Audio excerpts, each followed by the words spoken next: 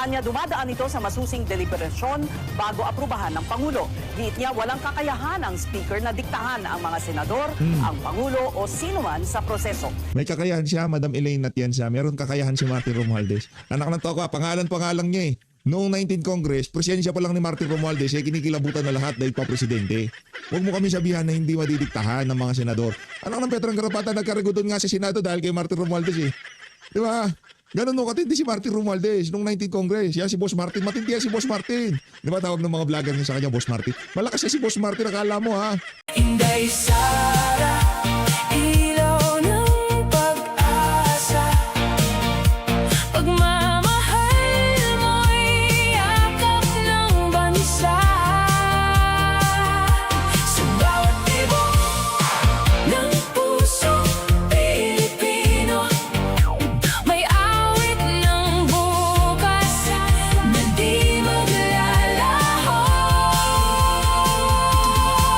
Inday Sara, sama-sama tayong babangon. Sa hirap at tunos may bagong panahon. Pag-ibig at dangal siyang sandigan para sa mahal nating bayan.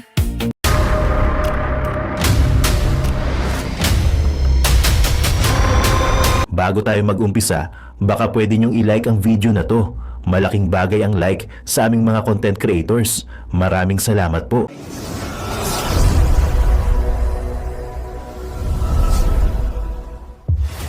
Ako, matindi ho yan mga kababayan. Grandest case, sinahanda na daw ho ng ombudsman laban dito kay dating Speaker Martin Romualdez. Hindi, ganito ho kasi yan mga kababayan. Akala ng ombudsman, Malacanang at nitong si Martin Romualdez, mapapaniwala nila ang sambayan ng Pilipino sa kanilang sarswela. Mantakin nyo na nga ho mga kababayan, nagkawarat na itong si Senator Jingoy Estrada. Yung kay Senator Joel, malamang sa malamang, malapit na rin lumabas yan. Diba, isasampa na, tinatrabaho na daw eh. Within 2 weeks time, masasampa na rin daw ho yan mga kababayan sa Sandigang Bayan. Etong si Bunuan, nag-bail na rin ho kahapon. Bakit itong si Martin Romualdez? Anong grandes? Kung meron talaga, ilabas nyo na. Hindi yung parang pinapamukha nyo eh. Hindi lang naman si pangalito. Teka lang ko ha. Hindi lang naman to si Jinggoy, yan si Bunuan, hindi yan si Joel Villanueva. Ang madidiin dito sa usapin na to. 'Di ba ganun ho yung kanilang packaging, kaya mayat-maya sinasabi nila, yan kay Martin Romualdez malapit na yung ganito. Kung meron, ilabas niyo na, hindi yung pinaghihintay niyo sa bayan ng Pilipino. Pero bago yan, isang like at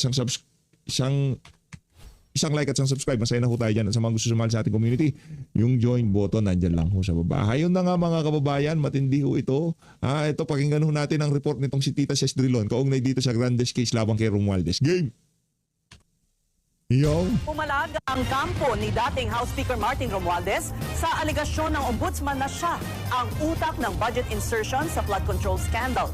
Kasunod dito ng anunsyo ng ombudsman na hinahanda na ang anilay grandest case of them all laban sa dating House Speaker. Sa isang pahayag, iginiit ng tagapagsalita ni Romualdez na walang functional control ang House Speaker sa pagpapasa ng budget. Ayon kay Atty. Elaine Atienza, hindi hawak ng iisang tao o opisina lang ang pambansang budget.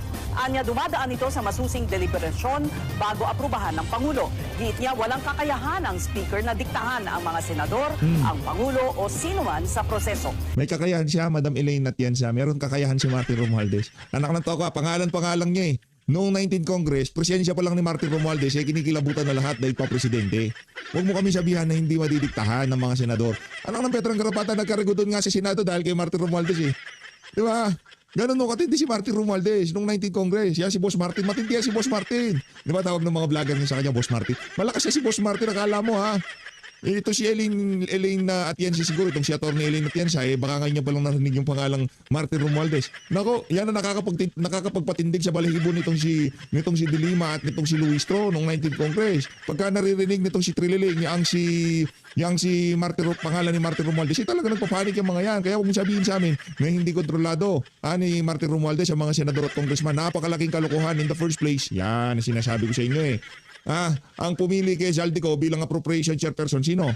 Silang dalawang magpinsan, si Martin Romualdez at si Marcos Jr. Pambihira ka naman ating. Hindi rin daw mababatas ang nagre-release ng pondo o nagpapatupad ng proyekto, kundi nasa kontrol ito ng ehekutibo. Yan ang sinasabi ko sa inyo. Huwag nyo nang unti-untiin para kayo nagtatakutan eh. Oh, sabi ng ombudsman, ako grandest case. Oh, sabi naman ni Martin Romualdez, executive ba nagre-release ng ng pondo? Wala kami diyan, 'di ba? Kami taga-balangkas lamang ang implementation at pagre-release ng pondo. Sa ano 'yan, sa executive 'yan. Ngayon naman ang executive niya, ano naman gagawin? Hindi na makakasuhan ng ombudsman ng executive. Sino kakasuhan? Si Bunuan? Walang kwenta si Bunuan. Sino nang uutos kay Bunuan? Sino nagre-release ng budget? Amena Pangandaman. O sino pumipirma sa budget? Marcos Jr. Tapos Manuel Bunuan lang, hindi mo pwede yan. Kaya sa ayot sa gusto nito mga sintu-sintu na to, sa ayot sa gusto nyo, aakit tayo sa Malacanang dito sa usapin ng mga maanumalyang flood control. Anak ng tokwa, na-impeach na lahat si VP Sara dyan sa House of Representatives. Bakit stuck tayo dito sa Blue Ribbon na to? Dito sa flood control issue na to. Bakit? Kasi naghahanap ng katotohanan ng sambayanan. Kaya pati yung mga mainstream media, wala kayong magawa. Tapos sabihin nyo, political hit. Ano kayo mga si Raulo? Nanawagan sila na maging patas at nagpahayag din sila ng pagkabahala na hinahayaan lang daw ang mga naratibo na walang basehan o ebidensya. Handa raw si Romualdez na sagutin ang mga alegasyon sa nararapat na legal na proseso. Si Ma'am Cheryl, isa sa mga maganda at malupit na newscaster yan. Malupit yan. Idolo natin yan. Ganito. Paano tayo? Ito. Ito ha. Ganito ho kasi yan. Bakit hindi tayo naniniwala diyan sa ombudsman? Na lahat yan idula-dulan. Ito mga kababayan, baka sabihin naman mga kasama natin dito sa PH Update, ginugood time ko kayo. Ano yan? Ang ombudsman sinasabing naghahanda ng grandest case para kay Martin Romualdez. Diba? Siyempre ombudsman yan. Ang dating parang didikdikin na tong si Boss Martin, diba? Didikdikin na tong si Boss Martin eh. Ano sabi ng isa sa mga aso ni Martin Romualdez? Asidre urge Senator to let ombudsman handle flood control issue. Ano ba yan? Akala ko bang for accountability tayo dyan? Diba? Hayaan mo ang ombudsman, hayaan mo Senado. Ano ba meron sa Senado? Bakit? Hindi ba i-entertain sa ombudsman itong si Zaldico? Nakapagpa-apostil na daw ng kanyang sworn affidavit sa isang tawag dito, embahada ng Pilipinas sa ibayong dagat.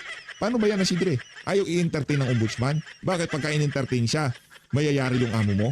Kaso ang Blue Ribbon i-entertain siya. So ayaw mo na mag-focus ang Senado diyan sa issue ng mga maanumalyang flood control at gusto mo ombudsman ang dumali dahil bakit? Magkabrad sila. Ngayon yung grandest case, ano to? For show na naman? Basta na kayo ng sambayanan. Wala ho tayong mapagkakatiwalaan. Basta executive at appointee ni Marcos Jr. at trumabaho dyan, sigurado absuelto yung mga taga-Malacanang. Sigurado ho yan mga kababayan, 100%. Kailanman hindi kakagatin ni Boying, etong si Marcos Jr. Kailanman. Hindi mangyayari ho yan mga kababayan. Kagatin niya na si John Wick, hindi niya kakagatin si Marcos Jr. Ito. Amid talks about attempt to revive the flood control controversy investigation in the Senate, Tingog Party List Representative Jude Asidre urged Senator to instead focus their attention on impeachment trial of Vice President Sara. Magpupunta tayo dyan schedule na nga Yung 10 working days, ayaw sa gusto ng kampo ni VP. Sasagot sila dyan, hayaan mo gumugulong na proseso.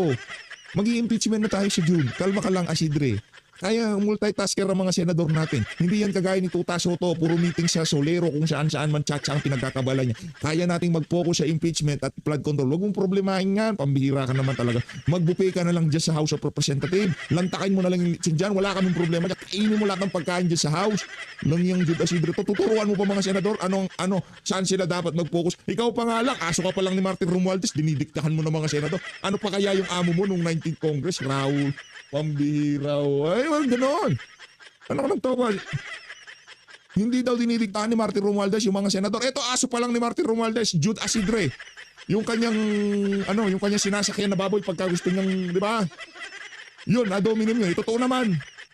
Ang dami kong nakakalap na bali-balita. Wala kang ginagawa sa House of Representatives. Di umano, nasa pantry ka lang. Buffet lang linalantakan mo dyan. Ay, hindi pala nagbubuffet yung mga kasi mayayaman. Fine dining, Lang yung to. Lulukoy mo pa kami, walang yakap, Jude Asidre dito tayo. Bukid nun. Lumobo ng 4 times ang SALN. Pakinggan nun natin ito. Balita na to. Ano kaya tong balita ni Ma'am Pinky Web na to? Ngayong all out na ang SALN ng mga senador, kapansin-pansin ang paglobo ng yaman ng ilan sa loob ng 4 hanggang 6 na taon. Ang iba nga, hindi lang dumoble, Narito ang agenda report ni Hannah T. Ang tanong saan galing? Ako di ko sinasabi sa maleta ha. Yung kasi ang pinakamabilis na pagpapalobo ng sali. Halos kalahati sa mga senador ang umakyat ang net worth mula 2020. Halimbawa ang kay Senate Majority Leader Mig Zubiri. Mula kasi sa 220.7 million noong 2020, Grabe, 200? Grabe milyon? Pambihira. halos dumoble ito pa 431.8 million. Wow, congrats! Milestone!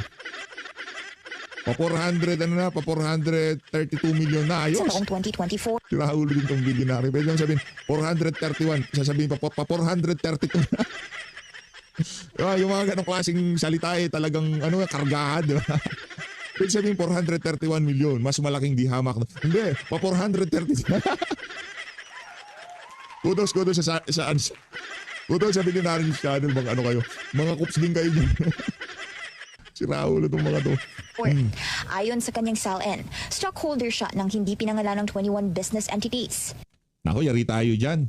Hindi pinangalanan kay VP Sara. Ilinagay lang sa others, may problema. Dito hindi pinangalanan kay VP Sara, may pangalan lahat ng mga business interest nila sa Davao. Sa kanilang dalawang mag-asawa, kailangan natang i-impeach itong ethics ko. Iba't ibang residential, commercial at agricultural properties Grabe naman yan, Senator Mex. Ang dami mo residential, commercial at agricultural. naman ang itinala niyang nagkakahalagang 114.7 million. Karamihan sa kanyang personal properties ay shares at mga sasakyan. In total, nasa 517 million ito. Pero may liabilities siyang nasa 200 million. Ngayong all-out na ang SALN. Yun ang mga kababayan. Yun ang panoorin ba natin tong kay na to? Itong kay Senator Rodante Marcoleta. Mamaya na siguro, no? Absuelto talaga tong si Sendante. Gawa-gawa lang ng mga intrigero at intrigera yung mga plunder. Pambirang plunder yan.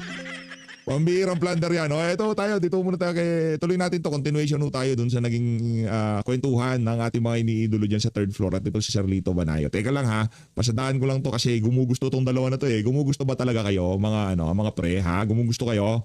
Walang nga kayo ha. Gumugusto talaga kayo. Ito mga kababayan. Hayaan natin sumagot dito sa bayan ng Pilipino. Gusto namin na mag-resign. Gusto namin na mag-resign sa Senado. Kaso pinipigilan kami ng taong bayan. Pinipigilan nyo ba sila? Hindi, comment nyo sa baba kung pinipigilan nyo sila. Hindi pa pala magkaalaman na. Sino pumipigil sa kanila? Baka yung malit. Kaya kayo ha. Dito tayo kay Charlito. Akala siguro itong mga to tatagos sila. Hindi kayo tatagos dito sa PH Update, mga walang hiya kayo. Totoo naman mga walang hiya. Kayo ba naman? Kung di ba naman kayo walang hiya, 4 months yun dinilay yung hearing ng Blue Ribbon Committee. Kung di pa magkakaroon ng leadership change, hindi pa yun mapag-uusapan. Paano? Hinostage si Ping Lacson at nitong si Tuta Soto. Di ba Charlito Banayo? Ito, si Saldico, paharapin sa Blue Ribbon Committee hearing. Na niya ngayon, nakapag-swear siya Yan. even before the incident in Prague. Assuming talagang may incident sa Prague. Hindi ko maintindihan kung talagang nahuli siya doon sa Prague. Hindi, di ba? Miski yun, hindi natin malaman. Meron naman tayong embassy doon sa Prague. No? Right. I mean, ang dami-daming mga nangyayari, mga na talagang pinagtatakpan eh. No? Yun ang masama. No? I mean, sabi nila lagi, si Presidente Marcos during his 2025 SONA, lagi nila pinagmamalaki yun. Siya ang nagbulgar nito, siya nag-umpisa ng lahat ng to. Bakit ayaw halongkatin lahat? Di ba? Actually, assuming na hindi magtagumpay yung kahilingan ng majority na paintulutan yung teleconferencing ng Ano pa rin ito sa YT channel nitong si Sir EB Hugalbot ito. The Amateur Pundit with EB Hugalbot. Mag-subscribe po kayo dyan. Isa sa mga iniidolo natin. Malupit yan. The Amateur Pundit with EB Hugalbot. Subscribe po kayo. absentee senators. No? At sakali rin magtuloy-tuloy yung pag-aresto kina Senator Jinggoy, Senator Cheese, Senator Joel, ang ilang kanila, official pa ng Blue Ribbon Committee. Sa tingin nyo, magpupush through pa rin ito? At yung inaantay natin at inaasam natin na impartial na pagdinig sa Blue Ribbon Committee hinggil sa flood control scandal, sa tingin nyo, mararamdaman natin to o mapapanood natin sa mga susunod na araw? Well, I cannot say for certain kung matutuloy yan, lalo na kung magiging stumbling block ang the tyranny of the minority, tawagin natin gano'n, no? The tyranny of the minority in the Senate. Talagang hahadlangan nila, no? Ang ma-convene ang Blue Ribbon Committee at magkaroon ng fresh start, no? Bagong hearings, no? Hindi ko malaman. Pero, ang importante dito, tatanggapin ba ng taong bayan ito? No? Ipipikit na ba ng taong bayan ang mata nila sa pinakamalaking corruption case in the whole history of our country. Mula nung kay Aguinaldo hanggang sa ngayon, walang ganito kalaki. Na trilyon-trilyong piso ang nangyari. At mayat-maya tayo binabaha. At pagka binabaha, maraming mga namamatay. Maraming nasisira ang ari-arian. Maraming nawawalan ng kabuhayan. No? Hindi yan pwedeng kalimutan ng taong bayan. Maaring sa ngayon, ang problema ng taong bayan, no, sa ngayon, yung presyo ng bigas. Yan. Na sinasabing SRP daw 50 pesos para sa imported rice, 55 pesos sa local rice. Ako po namamalengke, no? Kasi retired na ako. So kasiyahan ko na rin yung nagpupunta sa palengke at nagluluto. Ako nagluluto dito sa bahay namin no. Hilig ko kasi yan ever since, no. So nakikita ko wala ka naman nakikita 50 pesos, 55 pesos At isa pa, ewan ko kung taga saan si Marlon at si Pam na probinsya. Pero ikaw pa, Pam, I'm sure, bumibili ka rin ng bigas. Opo, sa norte po ako. Okay, rice producing area. Bumibili pala ng bigas tong si Madam Pamela. Nagbibigas pala to? What? Yan, Pam. Idolo yan. Pag tumingin ka ba ng bigas doon sa palengke at sinabi sa'yo imported yan at ito local, alam mo sigurado ka, sigurado ka imported yung isa, local yung isa. Ang dali-daling paghaluin yan Diba? Paghahaluin nga yung lumang bigas, yung tinatawag na laon, sa bagong bigas, para pag inamoy mo, mabango. Pero sa totoo lang, mixed na yon. No? I mean, those are the tricks of the trade. Hindi mo naman mapupulis yung mga yan Sa dami ng retailer ng bigas all over the country. Magkano ang gulay? No? Grabe. Magkano isda? No? Dati pagkain ng mahirap ang isda. Ngayon mayayaman na lang ang nakakakain ng isda hindi ba? Totoo po. Ang karne, ang baboy 420, ang baka 460. I mean, paano na yan? So yan ang sa right now, plus yung presyo ng gasolina, ng diesel, yan ang pinoproblema ng taong bayan right now. But that doesn't mean kalilimutan na nila yung pinakamalaking issue ng korupsyon dito sa ating bansa. Sir Lito, dun sa interview po ni Senting Lacson with Ma'am Karen Davila, sinabi na niyo, in-express na nga niya na gagawin namin yung hindi ninyo gusto. Yung magwo-walk out at magwo-walk out kami and all. Ano ba ang ma-achieve ng Senado kung ganyan? Kasi yung simpleng revision na lang, na hinihiling na pinapropose ng majority, revision ng ilang items dun sa nila, sa rules nila, versus dun sa pag-entertain nila ng pagkalikot sa konstitusyon sa forma ng tsa-tsa, ano pa po ang kayang ma-achieve ng Senate at ano ang kahihinatnan ng Senate Impeachment Court kung ganyan pong hindi man magkasundo ang minority at majority? Wala, mangyayari yan, gridlock. Gridlock. No? Parang sa chess mahabang play na block ka ng block ng path ng kalaban Ganun ang mangyayari. So walang meaningful legislation ang mangyayari at hindi ko rin naman maintindihan. Hindi naman pinapasa yung revision immediately. Ang pinag-uusapan pa lang, pag-usapan natin, debatihin natin kung papalitan at naamyendahan natin ang rules. Ngayon, napag-alaman ko kay Egay Erice, Congressman Egay Erice, na nakausap ko kahapon ng tanghali. Sa House pala pwede yung pwede yung online participation by online bakit sa Senado nadadalawamput-apat lang pagbabawal mo at magmamarakulyo pa kayo at magwo-walk out pa kayo dahil lang doon, di ba? Pangalawa, nabasa ko lang sa yung mga pinadala nga ng yung mga alert na citizenry natin, nabasa ko lang sa internet, mismo pala si Senator Ping at saka si Senator Frank Drilon panukalang resolution para magpayagan si Senator Laila De Lima at Senator Trillanes to participate, by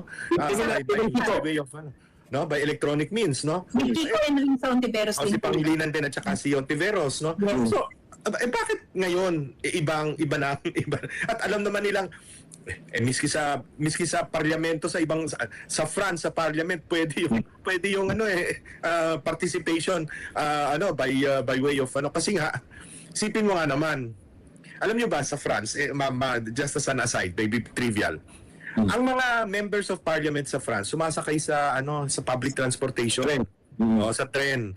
At ang problema pa ng mga yan, kung ikaw nakatira, ang district mo nasa southern France, halimbawa sa Nice, tapos pupunta ka pa ng Paris, di ba?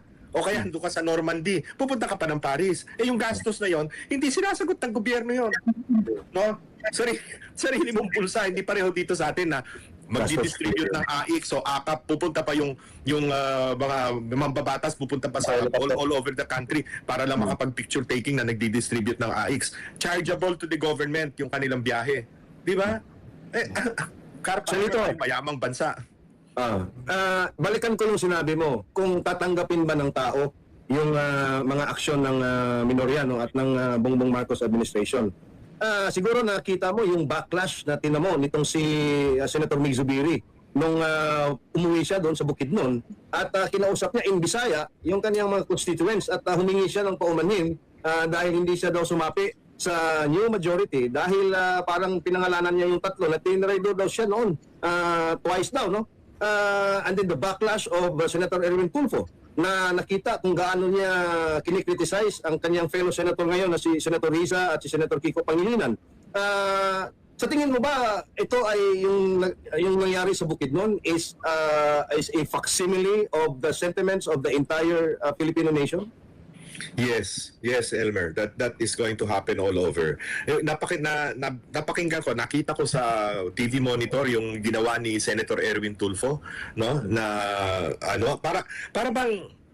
para siyang nagraradyo o yung tinitira niya yung mga pulis na sabi niya yung mga di ba yun ang style nila ng mga Tulfo, ganun they style. bamboozle their resource person, no, yung interviewee nila, no, na hindi nga makapagsalita yung mga pulis yung mga, pagka inaaway nila kasi sila dali at yung mga pulis wala na, hindi na, siyempre hindi na makapagsalita, hindi na ma-defend ang sarili nila. Akala ba niya ganun pa rin ang trabaho niya?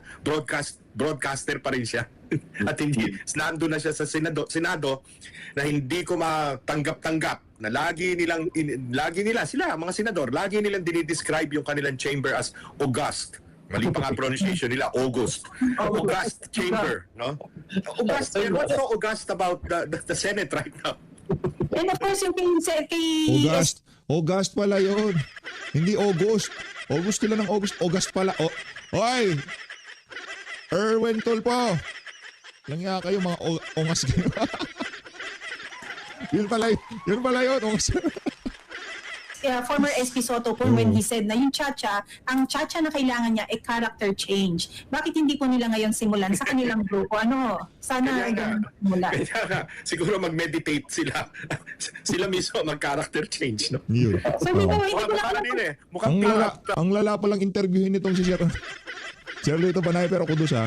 Apakatapang na tao. Atapang na tao. Lito Banayo, matapang na tao. Ngayon mga panahon na delikado yan. Delikado, yung mga nag-i-interview, tagilid dyan eh. Kaya nga di ko na pinapakita mukha kasi baka matiktikan sila ng mga naghahanap sa kanila eh. Mahirap na, di ba? Boying, di ba? Mga hindi natin si Lito Banayo na lang ang ipopronta natin dito. Para siya na lang. Di maraming kaibigan yan. Saka mahirap yung political strategies eh. Alam niya yung strategiya para ika nga eh. Di ba? Idolo. Pick up line yun na baka sa kanya nung producer ng Itbulaga. Actually, nakikita kong nag-iitbulaga siya nung pangapanahon nagpapaliwanag siya. So dito, I just do not know who said this, no? Marlon and Elmer, baka matulungan niyo ako. They said na yung walkout nila is a legislative strategy. How is that po? Mig Zubiri yan. Mig Zubiri. Kasi nakita ko siya yung parang nagpo-promotor. Ayun na. Hindi ko maintindihan if Senator Mig Zubiri understands the difference between a tactic and a strategy. No, yun na lang sasabihin ko. Let's go back to the dictionary. What is a strategy and what is a tactic? Now, dami kong natututunan dito kay Lito ah. Napansin ko, ilang beses ko pinapanood eh. Napansin ko, nung nag-walk out na sila, di ba, inumpisahan nga nila, Senator, Senator Tulfo, the Tulfo brothers, tapos si Kiko, lahat. Napansin ko, parang mabagal at naghihintay siya ng lakad si JV Ejercito. Siya yung last na lumabas. Parang tinitingnan niya at nakatingin pa siya sa kisame. Kaibigang matalik ko yan si JV Ejercito, no? Pareho kami ang nagdala nung Miss Saigon dito sa Pilipinas nung panahon ng tatay niya, no? Kami ang nag-produce nun, no? At kaibigan ko siya, no? Between Jinggoy and JV, malapit ako kay JV. siguro, iniisip ko kanina, nung pinanood ko ulit, naisip ba ni JV na parang deja vu ito na ginawa nung sa tatay niya? No? Prosecutors. Prosecutors, naisip ba niya na yan? Parang silang dress rehearsal na naman pinaplano nitong mga pinklawan na gagawin na naman sa impeachment trial. Diba? Pag hindi nila nagustuhan yung nangyari, mag-walk out sila. Sir Lito, Luma na yan, bumenta na yan. Bulok na. Sir Lito, So, ibig sabihin, hindi na nila pwedeng gamitin sa impeachment kasi mabantot na. Let's go! ito bang walkout ng minority senators, sa tingin mo may dikta o may pressure mula sa Malacanang? Hindi naman siguro. Hindi na yan. Yan instinctive nila. Sila lang yan. Kasi Sila lang Sir Lito, kung nasabi nyo, at ganun din paniniwala namin, napatungkol ito sa flood control scandal hearing na ayaw nilang matuloy, ang unang-unang tatamaan talaga dito sa flood control scandal hearing, yung Malacanang mismo o si Bongbong Marcos mismo. Yun na nga yung difference between strategy and tactic. Yung strategy, huwag maumpisahan uli ang pagbukas ng Blue Ribbon Committee hearings on the flood control scandal. Yun na yung strategy. So marami silang mga strategy A, B, C para mapapigilan yan. Yung tactic, yung walkout, yun yung bigla na lang. O sige, para labas tayo. Right. So ngayon, ito, usapang ekonomiya, Sir Lito. At hindi ko talaga makalimutan na paulit-ulit mong sinabi yung politics of the stomach. At kung ang tinanong ko nga kanina is kung hanggang kailan kaya ng mga Pilipino na tanggapin itong mga nangyayari ngayon sa Senado.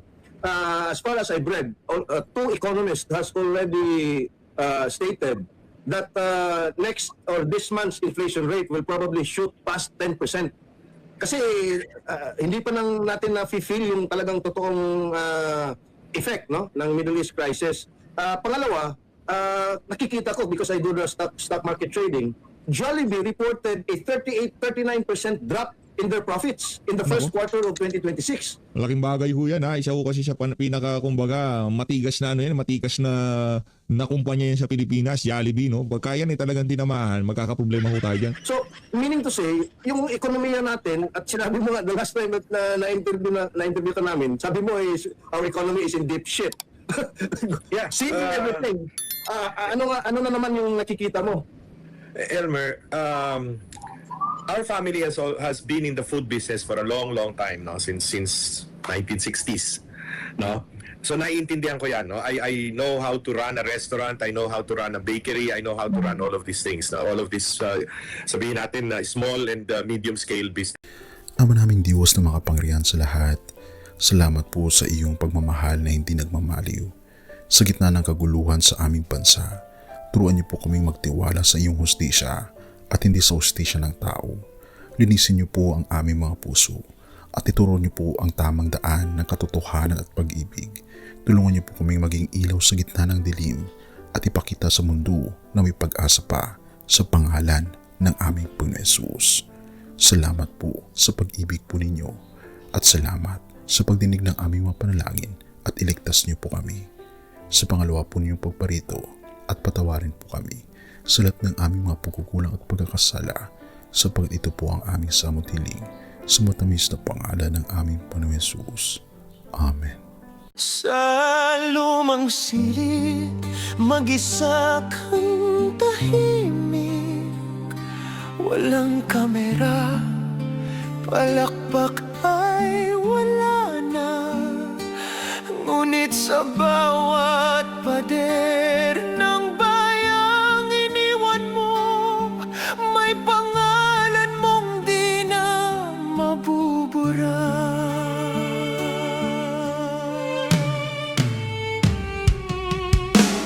Minsan kang naging balikat ng mahihina, kalaban ng takot, kakampi ng masa. Di mo man laging nasabi ang tama, pinili mong ipaglaban ang madla. Hindi ka sakdal gaya naming lahat, pero tumindi ka nang walang pag-atras. At ngayong pagod ka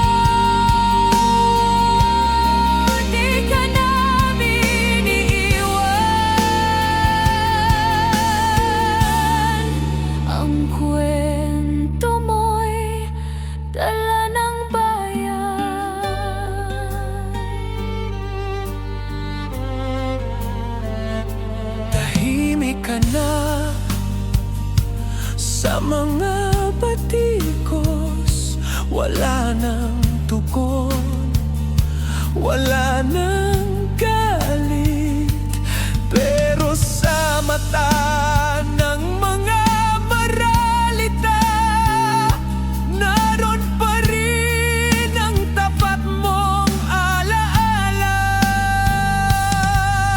Marami mang di nakaintindi, marami pa rin ang di nakakalimot. At ngayong wala ka ng kapangyarihan, tatay, ang magtatanggol sa'yo ay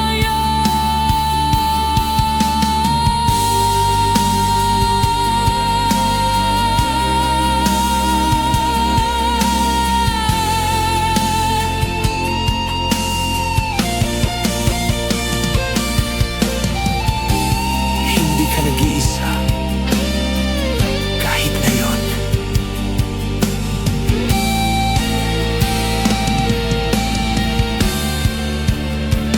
Hanggang sa dulo, tangan ka pa rin sa puso ng batang minsan mong pinakain. Hanggang sa dulo, di ka nag-iisa. Ang dasal ng bayan ay sa'yo pa rin. Katay kami naman ang lalaban sa ngalan mo, sa alaala mo. Hanggang sa dulo, dalangin ka ng puso ng masa.